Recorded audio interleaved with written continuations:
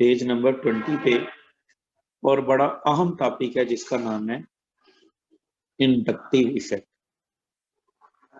बड़ा अहम टॉपिक है जिसका नाम क्या है? Inductive effect.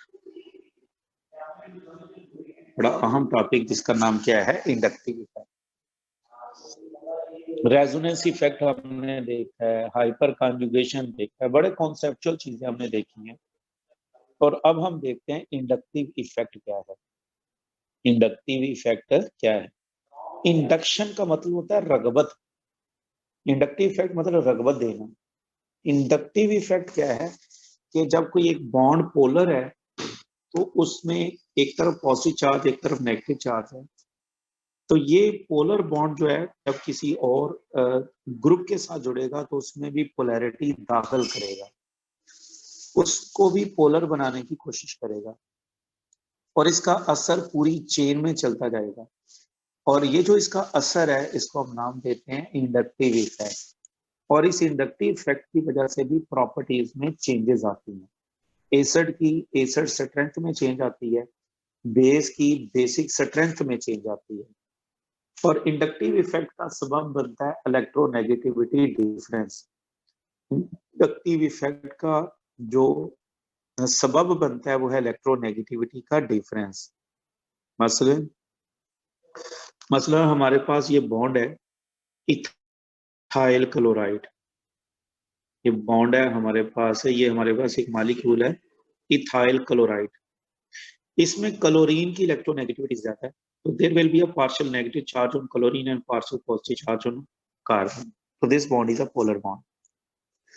लेकिन ये बात यहां तक रुकती नहीं है। अब ये जो अल्फा कार्बन पर पॉजिटिव चार्ज आ गया, इस कार्बन को हम कहते हैं अल्फा और इसको हम कहते हैं बीटा। अब ये जो अल्फा कार्बन पर पॉजिटिव चार्ज आ गया है, ये अपना पॉजिटिव चार्ज को कंपनसेट करना चाहती है, और इसका असर क्या होगा कि ये अल्फा कार्बन इस बीटा कार्बन से भी इलेक्ट्रॉन खींचेगी, और अल्टीमेटली बीटा कार्बन पर भी पॉजिटिव चार्ज आएगा। नो डाउट कि वो पॉजिटिव चार्ज बहुत ही कम होगा, पार्शियल पार्शियल पॉजिटिव चार्ज आएगा। यानी एक कार्बन के साथ जो डायरेक्टली कार्बन अटैच होती है उससे अल्फा कार्बन नहीं बोलते? हाँ जी, इस फंक्शनल ग्रुप के साथ जो पहली कार्बन होगी ना, इसका नाम अल्फा कार्बन, और अल्फा के साथ जो कार्बन जुड़ेगी वो बीटा कार्बन, और बीटा के साथ जो जुड़ेगी वो गैमा कार्बन। तो अब देखें अल्फा कार्बन किसको कहा? जिसके साथ फंक्शनल ग्रुप अटैच है, उस पर तो पॉजिटिव चार्ज था ही था, लेकिन जाहिर है वो क्लोरीन से तो कुछ नहीं कह सकती, क्लोरीन तो उससे तगड़ी है, उसकी तो इलेक्ट्रोनेगेटिविटी ज्यादा है, उसने तो इलेक्ट्रॉन इसे खींच ली है। अल्टीमेटली ये अल्फा कार्बन क्या करेगी? अल्टीमेटली ये अल्फा कार्बन बीटा कार्बन से इलेक्ट्रॉन डेंसिटी खींचेगी, और जब ये बीटा कार्बन से इलेक्ट्रॉन डेंसिटी खींचेगी तो बीटा कार्बन पर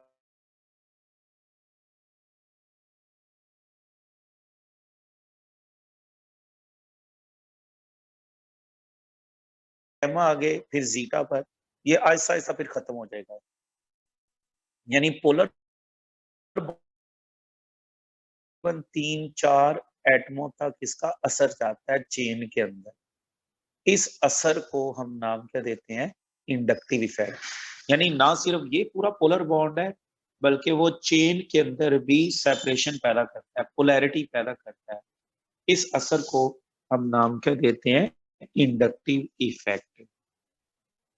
अब इस इंडक्टिव इफेक्ट का असर क्या क्या होता है वो हमने देखना है। मैंने आपसे कहा कि इसका असर कहाँ चलता है? एसिड की स्ट्रेंथ के ऊपर असर होता है, इसका असर बेस की स्ट्रेंथ पर होता है। तो electronegativity of chlorine atom, electronegativity of chlorine atom makes carbon chlorine bond in chloroethane polar. Chlorine की इलेक्ट्रोनेगेटिविटी क्लोरोइथेन में इस कार्बन और क्लोरीन के बॉन्ड को क्या बना देती है? पोलर। ये कार्बन और क्लोरीन के बॉन्ड को क्या बना देती है? पोलर। ये पोलर बॉन्ड बन गया। Driving the carbon atom of some of its electron density, ये कार्बन की इलेक्ट्रॉन डेंसिटी को ड्राइव कर लेती है, खींच लेती है chlorine, and produces a partial positive charge on it, और इस कार्बन पर क्या पैदा कर लेती है? इसकी इलेक्ट्रॉन डेंसिटी खींच लेती है, जिस वजह से इस पर पार्शियल पॉजिटिव चार्ज, यानी पूरा इलेक्ट्रॉन खींचा नहीं गया, लेकिन जो शेड पेयर ऑफ इलेक्ट्रॉन था वो ज्यादा क्लोरीन की तरफ हो गया, इस वजह से क्लोरीन पर पार्शियल नेगेटिव और कार्बन पर partial positive charge. This electron deficiency of carbon is partially compensated. ये जो इलेक्ट्रॉन डेफिशिएंसी, कमी पैदा हुई है कार्बन के पास, इसको थोड़ा सा इसकी तलाफी की जाती है by drawing the electrons of the next bond. ये अपने से नेक्स्ट बॉन्ड के इलेक्ट्रॉन को क्या करती है, अपनी तरफ ड्रा करती है। जो के ऊपर पॉजिटिव चार्ज आ गया है, जो इस कार्बन पर पॉजिटिव चार्ज आ गया है, ये अपना पॉजिटिव चार्ज को कंपोजिट करने के लिए अपने से नेक्स्ट बॉन्ड से क्या करती है, थोड़ी सी इलेक्ट्रॉन डेंसिटी खींचती है, ड्रा करती है, resulting in the polarisation of this bond. और रिजल्ट नतीजा क्या होता है कि ये बॉन्ड भी क्या हो जाता है, पोलराइज हो जाता है, मतलब इस पर भी पोल्स पैदा हो जाते हैं, पॉजिटिव पोल पैदा हो गए, polarisation with a slight positive charge. और इस पर नो डाउट के जो पॉजिटिव चार्ज है वो क्या है, बहुत ही स्लाइड सा आएगा, थोड़ा सा आएगा on the second carbon. However, this positive charge on the second carbon atom will be smaller.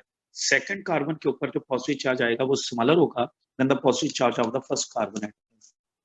Than the positive charge of the first carbon atom.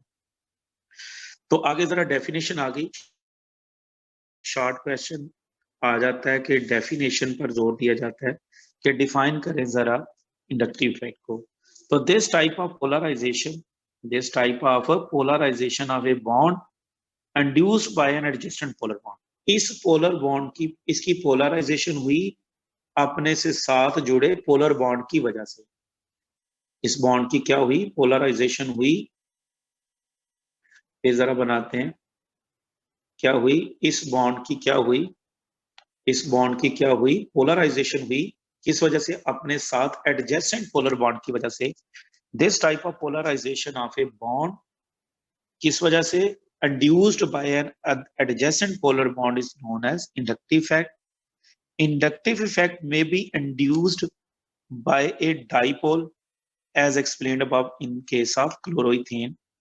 ये किससे डाइपोल, ये किससे पैदा होता है, डाइपोल से। ये एक डाइपोल था, ये क्या था, एक डाइपोल जिसमें दो पोल थे, इससे पैदा हुआ, जैसे क्लोरोइथेन। या फिर by formal charge as in case of, या फिर जो फार्मर चार्ज होगा, बकायदा चार्ज होगा, फार्मर चार्ज मतलब बकायदा चार्ज होगा, as in case of ethyl trialkyl ammonium cation. या तो फार्मर चार्ज की वजह से पैदा होगा, किस वजह से पैदा होगा, फार्मर चार्ज की वजह से पैदा होगा, जैसा कि कहता है इथाइल, ये हमारे पास है इथाइल और ट्राई अल्काइल अमोनियम, और इस पर बकायदा पॉजिटिव चार्ज है। और इस पॉजिटिव चार्ज ने क्या किया, नाइट्रोजन ने इस कार्बन से भी पॉजिटिव चार्ज कैच किया, तो इस पर पार्शियल पॉजिटिव आ गया, इस कार्बन ने इससे कैच किया, तो इस पर पार्शियल पॉजिटिव चार्ज आ गया। तो इसका होता है या तो इलेक्ट्रोनेगेटिव एटम की वजह से इलेक्ट्रॉन पार्शियल नेगेटिव चार्ज, या फिर क्या है, फार्मर चार्ज की वजह से भी, जरा अंडरलाइन कर लें, ये इंडक्टिव इफेक्ट हमें नजर आ सकता है, ये इंडक्टिव इफेक्ट हमें नजर आ सकता है। सिमिलरली कहता है इंडक्टिव इफेक्ट में operate in the opposite direction. Inductive effect दोनों डायरेक्शन में काम कर सकता है। कुछ एटम या मॉलिक्यूल हैं जो इलेक्ट्रॉन दे भी सकते हैं और कुछ इलेक्ट्रॉन ले भी सकते हैं। कंपैरिजन है हाइड्रोजन के साथ, देखें हाइड्रोजन की निस्बत कुछ इलेक्ट्रॉन दे सकते हैं और कुछ इलेक्ट्रॉन ले सकते हैं। सॉरी, इलेक्ट्रॉन की बात नहीं करेंगे, इलेक्ट्रॉन डेंसिटी की बात करेंगे। मुकम्मल इलेक्ट्रॉन दिया नहीं जाएगा, मुकम्मल इलेक्ट्रॉन लिया नहीं जाएगा, वो तो हम करते हैं रेजोनेंस में कंट्रीब्यूटिंग स्ट्रक्चर ड्रा करके, लेकिन यहाँ ऐसा नहीं करें।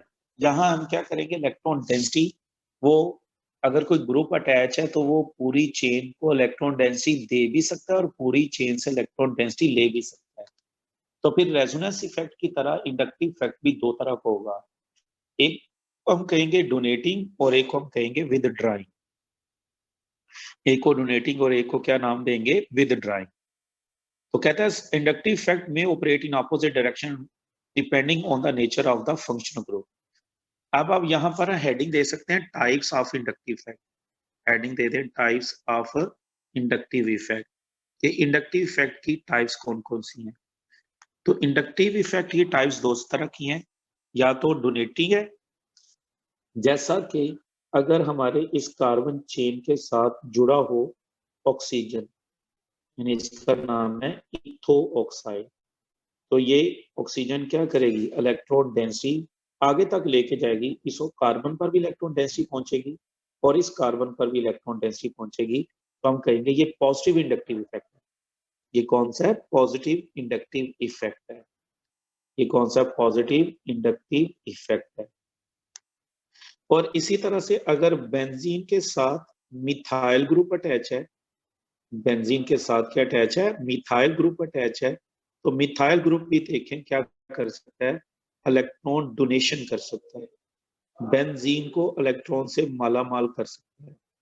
इस पोजीशन पर भी बेंजीन माला माल, इस पोजीशन पर थोड़ी, और चलते चलते हर पोजीशन पर उसी हिसाब से इलेक्ट्रॉन डेंसिटी प्रोवाइड करता जाएगा।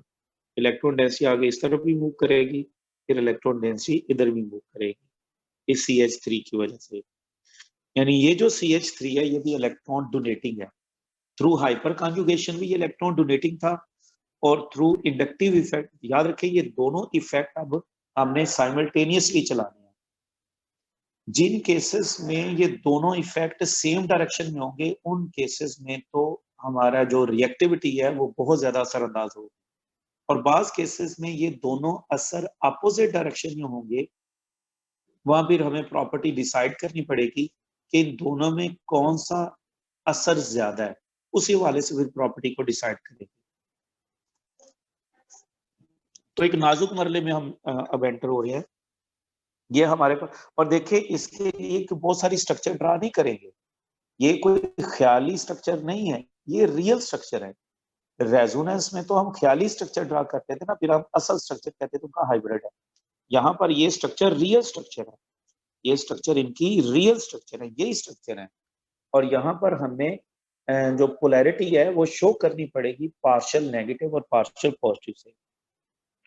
Thus the inductive effect can be considered as a dipole या फिर चार्ज डाइपोल इंटरेक्शन।